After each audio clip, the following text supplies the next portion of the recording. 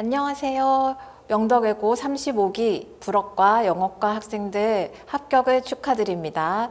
자, 이제 합격을 했으니까 가장 궁금한 과목이 아마도 프랑스어가 아닐까라는 생각이 들어요. 우리 영어과 학생들도 이제 프랑스어를 1학년 때는 프랑스어과처럼 똑같이 해야 되기 때문에 어떻게 시작해야 될까? 방학 때는 어떤 학원에 가야 될까? 혼자서 독학할 수는 없을까? 많은 그런 생각들을 가지고 계실 거라고 생각합니다. 자, 그러면 방학 동안 어떻게 프랑스어를 준비하면 좋고 또 입학을 하게 되면은 어떤 식으로 프랑스어를 배우게 되고 어떤 식으로 이제 시험 평가가 이루어지는지 설명드리도록 하겠습니다.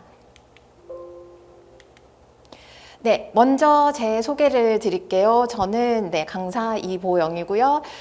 이화여대 불어불문학과 이제 96학번으로 이제 학부를 졸업을 했고, 그 다음에 동대학원에서 이제 석사 과정은 불어학을 전공했습니다. 제가 프랑스에서 이제 대학교 다닐 때 휴학을 하고, 프랑스에서 이제 1년 정도 어학연수를 했었고, 또 대학하고 대학원 사이에 또 1년 정도 프랑스에 가서 고급 과정을 수료를 했습니다. 그래서 총 이제 2년 정도 또 프랑스에서 프랑스어 공부를 한 바가 있고요. 그 다음에 이제 여러 프랑스어 학원에서 주로 불문법하고 델프라는 그 자격시험 준비를 하는 강의를 해왔습니다.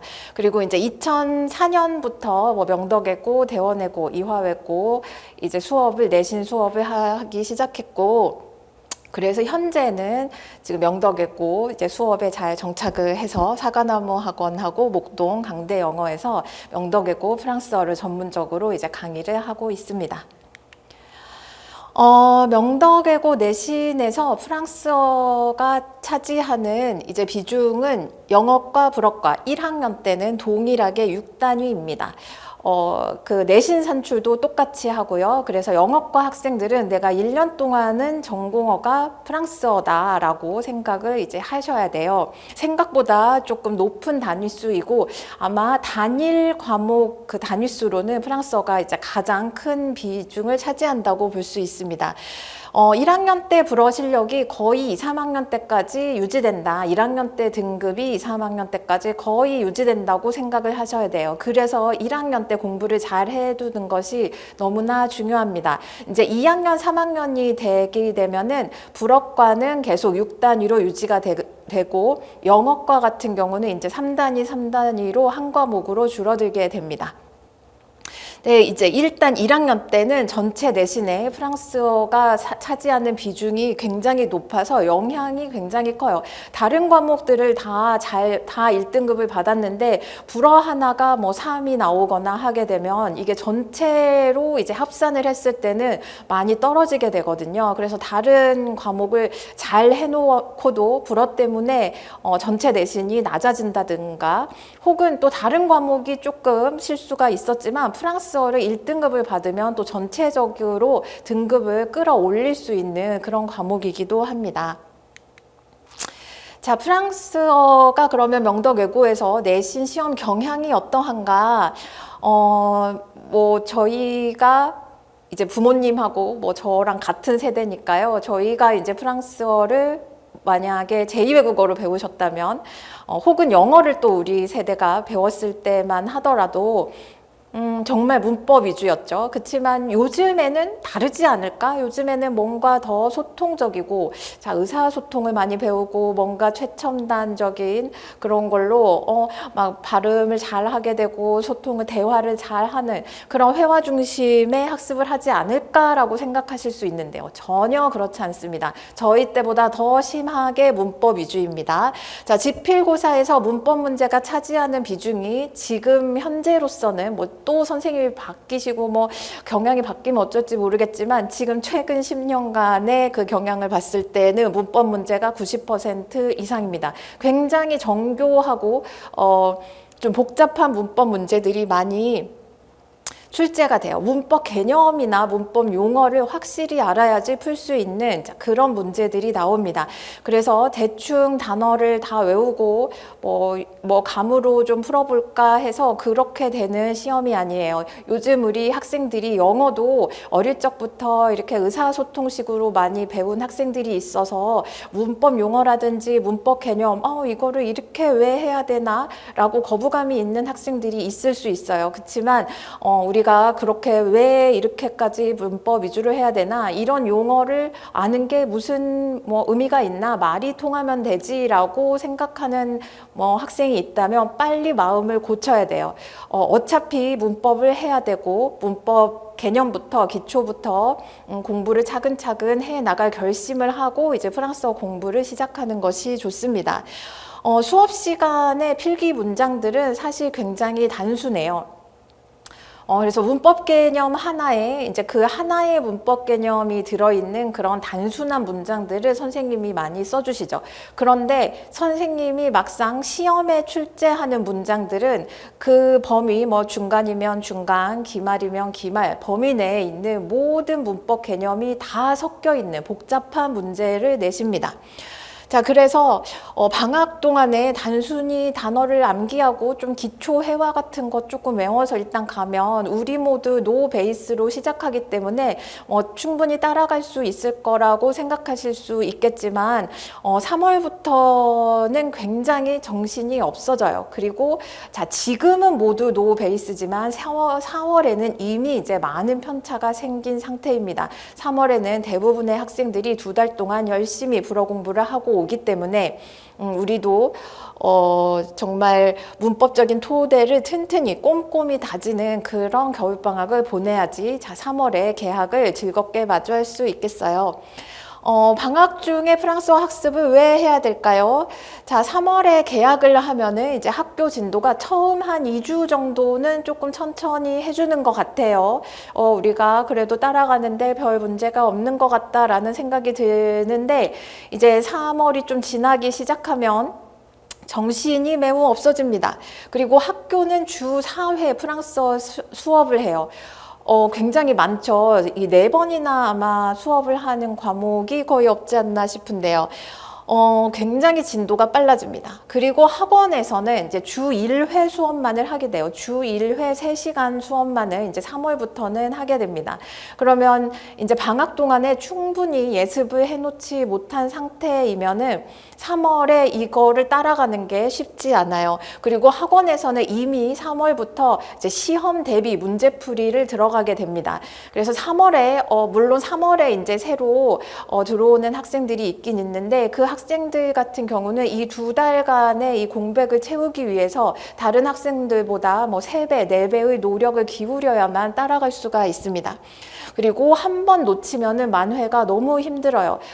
학교 수업하고 학원 수업을 전부 다 완벽하게 꼼꼼히 잘 듣지 않고 학원에서 조금 졸고 학원 가서 1시간 정도 힘들어서 좀 멍 때렸다 그러면은 따라가기가 굉장히 힘든 그런 상황이 벌어질 수 있습니다.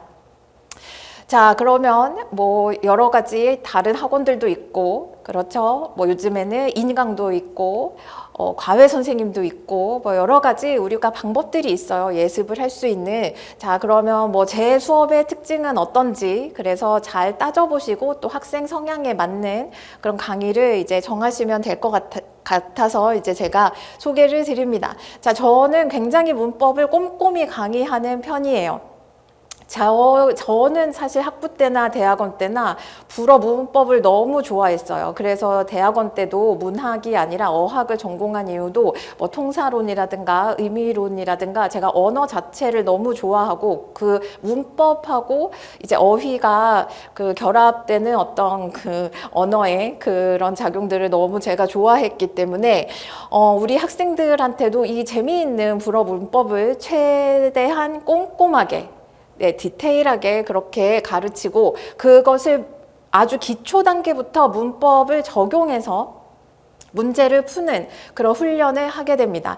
1학년 때는 특히 이제 1학년 1학기 1학기까지는 그렇게 뭐 문법을 굉장히 적용시켜야 되는 게 많지는 않아요. 그런데 2학기부터는 점점 심해지고 2, 3학년 때는 굉장히 이제 고차원적인 개념을 적용시켜야 되는 것이 나오겠죠. 근데 그때 가서 뭐 갑자기 그게 뭐더라, 그 문법은 왜 그랬더라, 이 품사의 특징은 어땠더라, 불어의 문장 구조가 어땠더라, 그것을 다시 거슬러 올라갈 수는 없어요.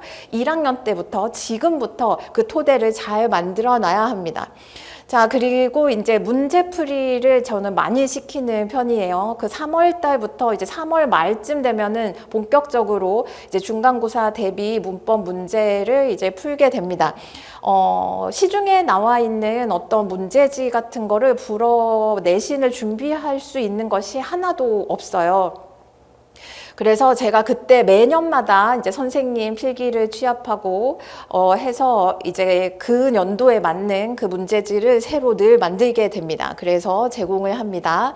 그다음에 지필고사 원어민 선생님 수행평가 동시에 대비합니다.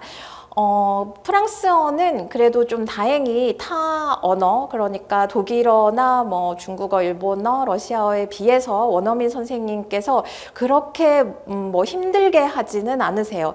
뭐 비교적 그래도 준비하면은 모든 학생들이 잘 볼 수 있는 수행평가를 내주십니다. 근데 물론 그래도 감점이 존재하죠. 막 굉장히 많이 존재하지는 않지만 그 1점, 2점, 3점, 5점, 뭐 보통은 5점 이상 많이 감점을 안 하시는 것 같아요. 많이 당해야지 이제 5점 정도 감점을 하는데 그 5점이 나중에 환산을 했을 때 특히 그 등급의 경계에 있는, 그러니까 1등급과 2등급 사이에 있다거나 2등급과 3등급 사이에 있는 경우에는 5점은 굉장히 큰 점수죠. 그 지필고사로 치면은 뭐 2문제에 가까운 그런 이제 비중이 되는데요. 그래서 제가 요번 겨울에는 우리 이제 예비 고1 학생들을 위해서 1월, 2월에 한 4회나 5회 정도 그 원어민 선생님 수행을 우리 등록하는 학생들 혜택으로 일요일에 이제 오후나 저녁 시간에 지금 계획을 하고 있습니다. 일단은 이제 1월 18일부터 3시에서 5시에 이제 이거는 의무는 아니고요. 이제 신청하는 학생들에 한해서 제가 그 아는 그 프랑스 학생이 프랑스인 학생인데 지금 소르본느에서 언어학 석사 과정을 하고 있는데 마침 지금 겨울에 한국에 와 있어요. 그리고 교생 실습을 하고 싶다는 말을 하더라고요. 그래서 제가 급하게 이제 섭외를 했습니다. 이제 작년까지도 이런 게 없었고 사실 내년에도 있을지는 모르겠어요. 왜냐면 이렇게 뭐 우연치 않게 누군가가 이제 한국에 와 있는 것도 쉽지 않고 또 교생 실습이기 때문에 이제 비용이 들지 않게 이렇게 수업을 해주는 경우가 별로 이제 없으니까요. 그리고 제가 웬만하면 이제 그냥 원어민들한테 수업을 맡기지는 않아요. 왜냐하면 전공이 아닌 경우 원어민들도 맞춤법 실수나 어법 그 오류가 많기 때문에 이제 반드시 전공한 사람이 가르쳐야 된다고 생각을 하거든요. 그런데 이제 운이 좋게도 이번 겨울에는 뭐 4회나 5회 정도 우리 원어민 선생님께서 이제 발음이나 기초 회화 수업을 이제 맡아주시기로 했습니다. 그래서 이제 향후에 개강 후에 신청을 받아가지고 신청자가 너무 많을 경우에는 이제 2반 정도로 분반을 한다든지 해서 그렇게 진행을 할 생각이니까 이제 시간표상 일요일에 3시부터 5시 혹은 5시에서 7시 정도는 그런 수업이 잡힐 수 있다는 거 이제 참고해 주시면 되겠습니다. 자, 그리고 이제 저는 우리 학생들이 이제 학교를 가게 되고 학원에서 수업이 있지만 이제 그 중간에 뭐 뭔가 내가 좀 이해가 안 되는 부분이 있다, 어려운 부분이 있다고 하면 언제든지 이제 카톡으로 질문을 하면은 거의 실시간으로 혹은 몇 시간 내에 답을 해주는 편입니다. 이제 학생들이 뭐 심야 야간 자습을 할 때라든가 혹은 수업 시간 끝나고라든가 뭐 학교 수업이나 학원 수업 복습할 때 의문 나는 점이 있으면 뭐 언제든지 뭐 24시간 언제든지 바로바로 이제 궁금증을 해결할 수 있도록 이렇게 늘 소통하고 있고요. 또 부모님께서 불어 학습에 관해서 조금 걱정이 된다던가 상담이 필요하시면 제가 언제든지 네, 연락을 이제 받고 서로 상담할 수 있고 또 카톡으로 질의응답할 수 있는 그런 게 열려 있으니까 뭐 늘 주저하지 마시고 저한테 연락 주시면 되겠습니다.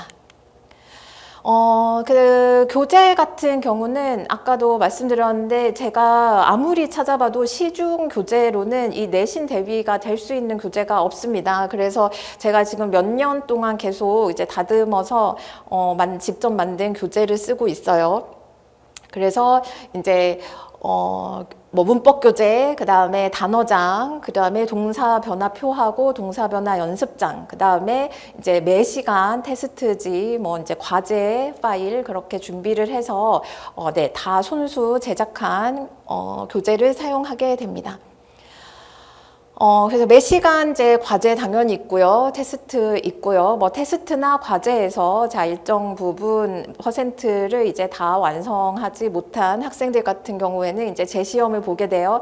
제가 뭐 학생이 한 번 시험을 못 봤다, 뭐 테스트를 통과 못했다고 해서 바로 부모님께 뭐 연락을 드리거나 하지는 않습니다. 이제 학생하고 저와의 약속이니까 자 재시험을 한 번 정도 볼 거고 재시험까지도 준비가 거의 되지 않아서 이제 일정 퍼센트 이상을 이제 맞추지 못했다 하면은 제가 한 번 정도 부모님께 이제 상황을 카톡이나 문자로 이제 연락을 드릴 예정입니다.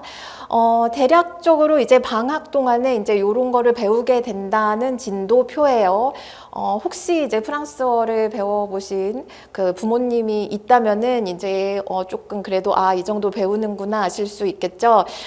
그래서 이제 알파벳부터 이제 12주 이상이 되고 나면은 이제 복합과거까지 포함되는 그런 범위를 배우게 됩니다. 그러면 이제 1학년 1학기 기말고사, 네, 1학기 기말고사까지는 이게 다 이제 커버가 되는 그런 범위라고 생각하시면 돼요. 생각보다 굉장히 많습니다. 그래서 1학년 1학기 기말에 이미 중고급 문법을 들어가요. 사실 복합과거나 뭐 직접 목적 보어, 간접 목적 보어, 중성대명사 이런 부분들은 보통 이제 중급에 해당하는 불어 문법이거든요. 그래서 방학 때도 그냥 뭐 기초를 하는 게 아니라 기초부터 시작해서 이제 중급 문법 정도까지 이제 예습을 하게 된다고 생각하시면 돼요. 네, 겨울방학 시간표가 이제 강서관을 이제 사과나무 학원 강서관을 얘기하는 거예요. 화목반, 수금반 저녁 시간에 지금 개설이 돼 있습니다. 이제 교차 수강 가능이라는 거는 화목 수금인데 예를 들어 뭐 화요일, 금요일에 이제 수강이 가능하고요. 제가 수목이나 목금은 제가 사실 추천하지는 않습니다. 네, 목금은 어차피 안 되는구나. 네, 예를 들어서 화금이 교차 수업이 될 것 같고, 네, 수목은 이제 숙제할 시간이 거의 안 나오기 때문에 제가 추천드리지는 않습니다. 그 다음에 이제 목동과는 이제 강대영어에서 오전 시간에 화목 10시부터 오후 1시까지 네, 진행됩니다. 네, 들어주셔서 감사하고요. 제가 사실은 학생들이 있고 부모님들이 있으면 더 소통하면서 재밌게 할 텐데 혼자 하려니까 더 떨리네요. 긴장되고. 네, 우리 학생들 또 좋은 학원 선택하셔서 겨울방학 때부터 네, 알찬 이제 명덕외고 생활 준비할 수 있는 좋은 시간이 되기를 제가 기원합니다. 네, bonne chance.